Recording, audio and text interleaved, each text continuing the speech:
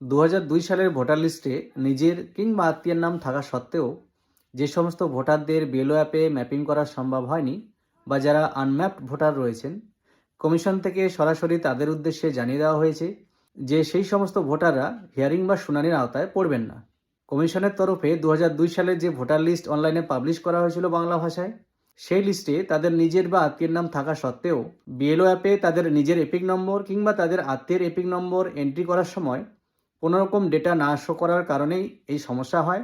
এবং এই সমস্যার প্রধান কারণ বিএলও অ্যাপের যে ডেটাবেস, সেই ডেটাবেসে তাদের এপিক নম্বরের আন্ডারে কোনো তথ্য না থাকা। তাই কমিশন তাদের এই টেকনিক্যাল ভুল বা ত্রুটি বুঝতে পেরেই এই সিদ্ধান্ত নিয়েছেন। যদিও এটি দ্বিতীয় দফায় এসআইআর চলছে, প্রথম দফায় বিহারে যেভাবে এসআইআর হয়েছে সেখান থেকে কমিশনকে কিছুটা হলেও শিক্ষা নেওয়া উচিত ছিল। তবে আজ এআই এবং মানুষের লড়াইয়ে মানুষকেই হেনস্থা হতে হচ্ছে। প্রযুক্তিগতভাবে মানুষের থেকে এআই অনেকটা উন্নত হলেও সব জায়গায় যে এআই ত্রুটিমুক্ত নয় সেটা আবারও প্রমাণ হলো। অবশেষে কমিশনের দশা প্রায় ভারী মিস্টেক হয়ে গেয়ার মতো।